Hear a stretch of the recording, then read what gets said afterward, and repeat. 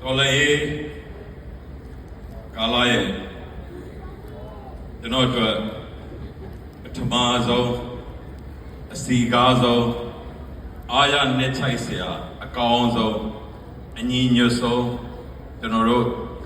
တော်လန်ပြည်သူတွေကိုမြင်ရတာအထူးပဲအားရကျေနပ်ပါတယ်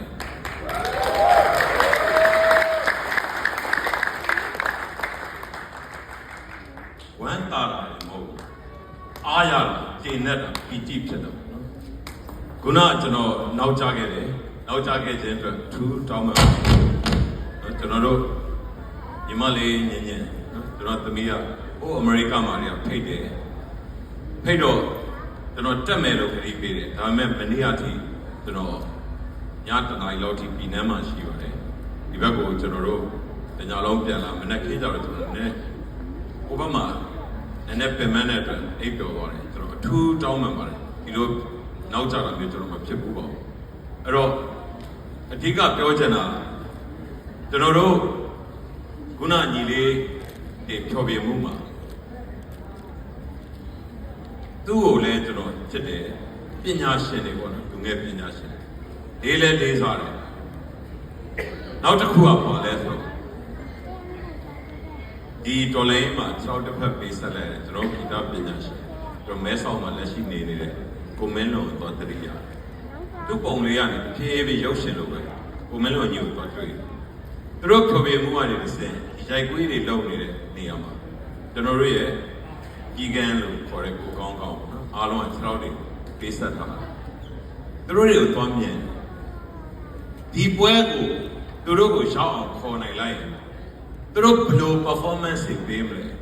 ဘယ်လိုရိုက်ကွေးတွေလုပ်မလဲကျွန်တော်သွားမြင်ပြီ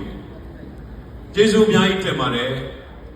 နေရာတိုင်းကစစ်သားတွေဖြစ်လို့မရပါဘူးနေရာတိုင်းကခြေတန်းမှာရှိလို့မရပါဘူးစေးအဖွဲ့တွေလိုတယ် signal အဖွဲ့တွေလိုတယ်ထောက်ဖို့အဖွဲ့တွေအားလိုပါကျွန်တော်တို့ဒီနေ့တိုက်နေရတဲ့စစ်ကထောက်ဖို့တွေက90ရာခိုင်နှုန်းနဲ့ခြေတန်းက90ရာခိုင်နှုန်းတိုက်နေရတာထောက်ဖို့မရှိရင်စစ်တိုက်လို့မရဘူးစစ်တိုက်မဲ့လို့မရှိရင်ထောက်ဖို့စရာလည်းမလိုတော့ဘူးဒေါ်လာရေးကလည်းဒီလိုပဲအီယိုနဲ့ပြီးသွားမယ်ထင်ပါတယ်အဲ့တော့ဒီနေ့ဒီနေရာမှာရှိနေတဲ့ကျွန်တော်တို့ရဲ့ချစ်ရတယ်နော်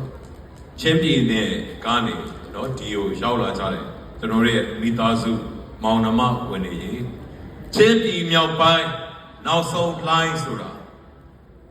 နော်တလိုင်းပြီးတလိုင်းရွေးလာတော့အခုအဆုံးသက်ကာလကိုအဆုံးသက်ကမ်းခြေတွေကိုကျွန်တော်တိုက်စားဖို့အတွက်တိုင်းလုံးကြီးတွေရွှေ့လာပါပြီပလန်မာတော့ကကျွန်တော်သိရသလောက် 1.8 million လောက်ကုန်တယ်လူပေါင်းကျွန်တော်တို့ရဲ့ရဲဘော်ရဲဘက်ပေါင်း90ကျော်မြင့်မြတ်စွာတက်ပေးခဲ့ရတယ်အခုကြည့်တယ်ကျွန်တော်တို့ဘလောက်ကုန်မယ်ဆိုတော့ကျွန်တော်စိတ်ဝင်စားကျွန်တော်တို့နဲ့ Zoom နေကျွန်တော်တို့နဲ့အမြဲတွေ့ရတဲ့ရဲဘော်တွေကမိစိမ့်လေးတွေဘယ်သူပျောက်သွားအောင်လဲကျွန်တော်စိုးရိမ်ဒီလူတွေကိုကျွန်တော်တို့မိသားစုဝင်နေလို့တကယ်သတ်မှတ်ရင်အင်တိုင်းအားတိုင်းနောက်တန်းကနေ support ထောက်ပံ့ပေးကြပါကျွန်တော်တို့တွေအမြဲတမ်းနောင်တရတာကမိစိမ့်လေးပျောက်သွားမှ RIP ငါနောင်တရတယ်ကွာတကယ်ချင်းရင်ရောက်ဖိုက်ရင်ပြန်မဆုံတော့ဘူးကွာဆိုတဲ့စကားသံတွေပါကျွန်တော်ကိုယ်တိုင်လည်းအိမ်နောင်တတွေရှိပါတယ်အဲ့တော့ကျွန်တော်ပြောချင်တာကနောင်တမရအောင်လဲစူးစမ်းပေးပါခင်ဗျားတို့ရဲ့စူးစူးနစ်နစ်ပြင်းပြင်းထန်ထန်မစုပ်မနစ်ကြိုးပမ်းအားထုတ်မှုတွေကကျွန်တော်တို့ရဲဘော်တွေကိုအန္တရာယ်ကင်းစေပါတယ်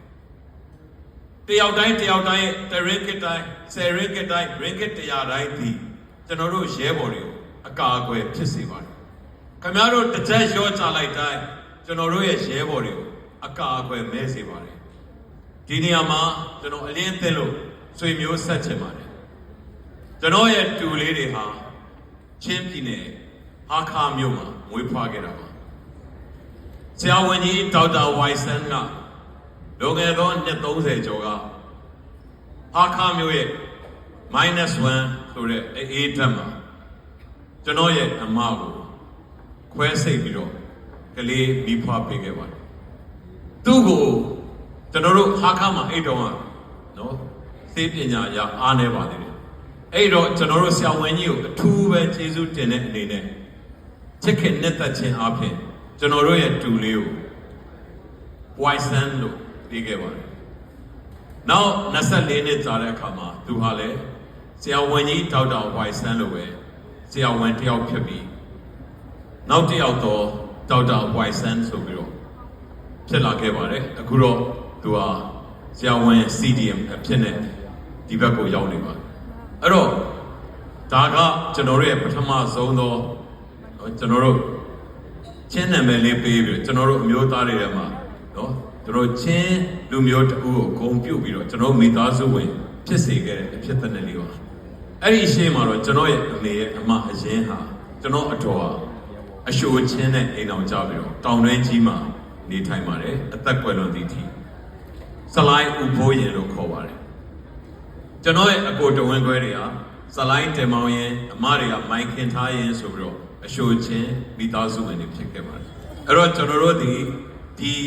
အရှိုချင်းပဲဖြစ်ဖြစ်တောင်ပေါ်ချင်းပဲဖြစ်ဖြစ်သူတို့နဲ့ကျွန်တော်တို့ဟာဝေးဦးဆိုတာပြောချင်ပါတယ်အားလုံးသိကြမယ်ထင်တဲ့ကလေးခိုင်ကမ်းမှာတည်ဆောက်ခဲ့တဲ့နော်ကလေးတက္ကသိုလ်လို့ခေါ်တဲ့ခိုင်ကမ်းတက္ကသိုလ်လို့လည်းခေါ်တဲ့တက္ကသိုလ်ကြီးဟာကျွန်တော်တို့90ခုနှစ်ကစပြီးတော့တည်ဆောက်တဲ့နေရာမှာကျွန်တော်ပါဝင်ခဲ့တာဖြစ်ပါတယ်တာဟန်ခိုင်ကမ်းလုံပီပလမ်အခါတီတေမင်းတပ်မတူဘီနော်ဟိုဘက်ရေစွာပါညာဘက်တီတီတမူမိုရီအဲ့ဘက်တွေကကျွန်တော်လွန်ခဲ့သောနှစ်30တွေကခြေချခဲ့တဲ့နေရာတွေပါတနေရာမှမလုပ်ဘူးကံပလက်မတူဘီအဲ့တော့ဒီလူတွေနဲ့ဒီမောင်နှမတွေဒီမိသားစုဝင်တွေရှိတဲ့နေရာကိုကျွန်တော်မရောက်အောင်လာခဲ့တာအဲ့ဒီချစ်ချင်းတရားတွေနဲ့ပါကျွန်တော်စီယုံတာတိမ်သွင်းတာနော်စီယုံတဲ့စကားချစ်ဖို့ပြောတဲ့စကားမဟုတ်ပါဘူးနောက်ကျွန်တော်ချင်းမျိုးသားနေမှာပြောခဲ့တဲ့စကားလေးပြန်မျှဝေချင်ပါတယ်စင်မော်တင်မဲ့သူတွေကိုဂရုစိုက်ပါလူတွေဟာစင်မော်ရောက်လာရင်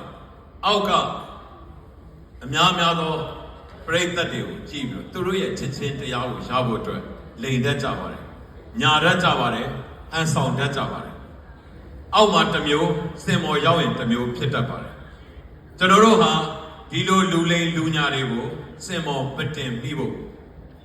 ကျွန်တော်အထူးတလဲတိုက်တွန်းကြပါတယ်ကျွန်တော်တော်လည်းရေးဘာကြောင့်လိုတာတက်ရှေ့မရောက်တာလဲဆိုတဲ့နေရာမှာစင်မော်ရောက်လာတဲ့သူတွေရဲ့အလိန်အညာတွေပြောတော့တစ်မျိုးလုပ်တော့တစ်မျိုးနှုတ်ကလေးတွေအောက်မှာဘလို့မှအကောင့်ထဲမပေါ်နိုင်တဲ့ကိစ္စတွေမျောလင့်ချက်အမားတွေကြောင့်ကျွန်တော်တို့တော်လည်းရေးဟာရှေ့ရောက်တဲ့တော့မရောက်ဘူးလို့ကျွန်တော်ပြောလိုပါတယ်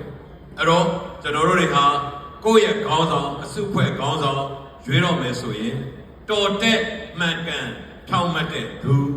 ကိုကျင့်တရားကိုထိန်းချုပ်နိုင်တဲ့သူတော်လည်းရေးမှာအားကျိုးမတက်မစုံမနဲ့စူးစူးနစ်နစ်ဇွဲလုံးလားနဲ့နော်တထားခေါင်းတွဲကြီးလို့တွဲပေါင်းများစွာကိုဆွဲယူနော်ရုပ်ကန်တွန်းဆောင်နိုင်တဲ့သူတွေကိုရွေးချယ်နိုင်ဖို့လေကျွန်တော်ဒီနေရာကနေပြီးစင်မော်ခဏရောက်တော့မှတိုက်တွန်းပါရစေအဲ့တော့လိုရင်းကိုပြောရမယ်ဆိုရင်ကျွန်တော်တို့ရဲ့ချင်းပြည်မြောက်ပိုင်းနောက်ဆုံးလိုင်းဟာမကြခင်မှာပဲနော်တပြည်နယ်လုံးကိုထိန်းချုပ်နိုင်ခြင်းနဲ့တူအဆုံးသတ်ပါတော့မယ်အဲ့တော့ကျွန်တော်တို့ဒီလိုအဆုံးသတ်ခံဒီမှာကျွန်တော်တို့အာမနေဖို့လိုပါတယ်2021ထဲကစလိုက်တဲ့တော်လှန်ရေးဟာ2025ရောက်တဲ့အခါမှာတဖြည်းဖြည်းနဲ့လိုင်းလုံးတွေကကန်းဆက်ကိုရောက်ရင်အားပြော့ပြီးတော့အင်အားနည်းတယ်လို့ဖြစ်တတ်ပါတယ်အဲ့ဒီအချိန်မှာပင်လယ်တွေကကြောက်ဆောင်နေနားမှာရှိတဲ့လိုင်းလုံးတွေလိုပဲဟိုးကြောက်ဆောင်အထက်ဖြားသည့်ရေစက်တွေဟာလွှမ်းမိုးနိုင်တယ်လို့တိုက်စားနိုင်တယ်လို့ဒီကြောက်ဆောင်ပြိုသွားသည့်အထိနော်ပွန်းတိုက်နိုင်တယ်လို့ကျွန်တော်တို့စူးစမ်းမှာဖြစ်ပါတယ်ကမ်းခြေတွေမှာရှိတဲ့လိုင်းလုံးတွေကိုအားပြော့သွားလို့မရပါဘူးနောက်ဆုံးလိုင်းဆိုတဲ့အတိုင်းကျွန်တော်တို့ဟာအင်တိုက်အားတိုက်အစတော့ငါတို့စိတ်ဓာတ်မျိုးနဲ့စူးစမ်းကြရမှာဖြစ်ပါတယ်ဒါကြောင့်ကျွန်တော်တို့ပလန်ကိုသိမ်းနိုင်ခဲ့တယ်လို့အဲ့ဒီမှာလည်းကျွန်တော်တစ်ခုပြောချင်ပါတယ် 1.8 million လောက်နဲ့အသက်ပေါင်း100နီးနီးပေးဆက်ပြီးတော့ပြန်ရလိုက်တဲ့ကျွန်တော်တို့မျိုးတွေမျိုးဖြတ်တွေပါပျက်စီးသွားတဲ့မျိုးတွေပါအဲ့ဒီထဲမှာအသက်တွေပါတယ်အဲ့ဒီထဲမှာစီးစိမ်တွေပါတယ် အဲ့ဒီထဲမှာကျွန်တော်တို့ရဲ့ခြေလက်အင်္ဂါတွေပါတယ်အဲ့ဒီထဲမှာကျွန်တော်တို့မိသားစုတွေအိမ်တွေပြန်မရတော့တဲ့အရာတွေအကုန်လုံးပါပါတယ်ဒါကြောင့်ကျွန်တော်တို့နောက်ထပ်ပေးဆက်ရတဲ့အခါမှာအကြအဆုံးအရှုံးအထိအခိုက်နဲစေဖို့အတွက်ကျွန်တော်ဒီနေရာနေပြီးတော့အထူးတလဲနော်အားလုံးစွမ်းစွမ်းတမန်ထောက်ဖို့ပေးကြဖို့တောင်းခံကြပါတယ်ဒီနေ့ကျွန်တော်တို့ကောက်ခံတဲ့အလူငွေတွေဟာကျွန်တော်တို့ရဲဘော်တွေကျွန်တော်တို့မိသားစုဝင်တွေရဲ့အသက်အင်္ဂါတွေမဆုံးရှုံးစေဖို့အထိကိနည်းနိုင်သမျှနည်းဖို့ဖြစ်ပါတယ်ဒါကြောင့်ဒီနေ့အခွင့်အာဏာတော်မှာမိမိတို့ပါလာသမျှမိမိတို့တတ်နိုင်သမျှအိတ်တုံဖာမောက်အစွမ်းကုန်ထောက်ပံ့ကြရင်းနဲ့ကျွန်တော်တို့ရဲ့ချင်းပြည်မြောက်ပိုင်းနောက်ဆုံးလိုင်းကိုကိုကြီးစထားပါစို့လို့တိုက်တွန်းရင်းဒီကုန်းချုပ်ပါတယ်အားလုံးကိုကျေးဇူးထူးတင်ပါတယ်ခင်ဗျာ